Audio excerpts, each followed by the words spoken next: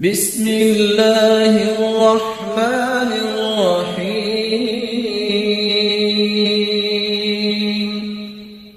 کہ کائنات کی بقا توحید کے ساتھ ہے۔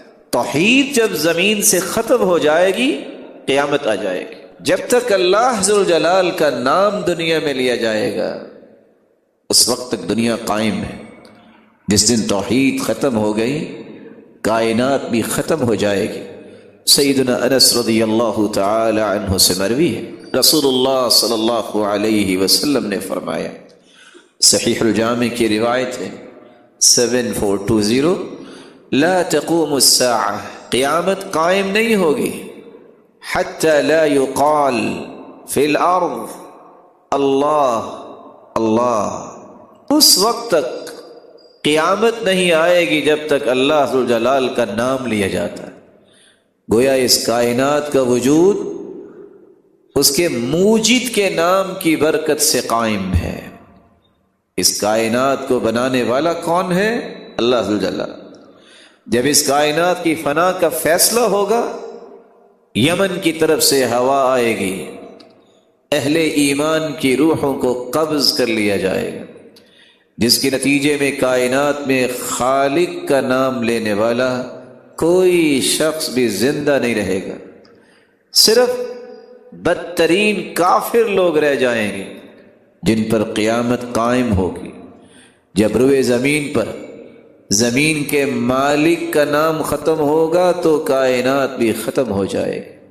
لا تقوم الساعة الا على اشرار الخلق، قیامت صرف بدترین لوگوں پر قائم ہوگی، نیک لوگوں پر قیامت نہیں آئے گی۔ رسول اللہ صلی اللہ علیہ وآلہ وسلم نے یہاں تک فرمایا تھا لا تقوم الساعة، اس وقت تک قیامت قائم نہیں ہوگی جب تک عرب کے قبائل دوبارہ بتوں کی پوجا نہیں کرنے لگ جائیں، بلکہ آپ نے یہاں تک فرمایا قیامت قائم نہیں ہوگی جب تک فلاں قبیلے کی عورتیں رقص نہیں کریں گی قبروں کے پاس اور بتوں کے پاس۔ اور آج رسول اکرم صلی اللہ علیہ وسلم کی بات جو اللہ کے رسول نے آپ کی زبان اطہر سے نکالی تھی آج پوری ہوتی نظر آ رہی ہے۔ قیامت کا قرب ہے اور کس طرح توحید کو چھوڑ کر شرک کے ساتھ لوگ دل لگا رہے ہیں۔ ہر 5 کلومیٹر کے فاصلے پہ شرک کے اڈے قائم کرنے میں معمولی بھی شرم محسوس نہیں ہوتی۔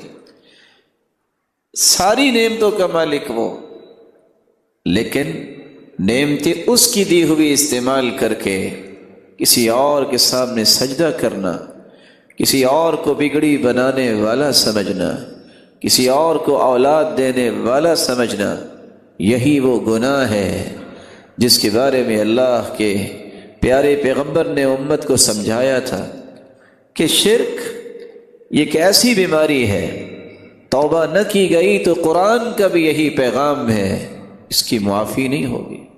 جس قوم میں شرک آ جائے اس قوم کو برکتوں سے محروم کر دیا جاتا ہے، اس قوم کے اندر رحمتوں کا نزول نہیں ہوتا۔ اللہ ذوالجلال امت کو توحید کی سمجھ عطا فرمائے۔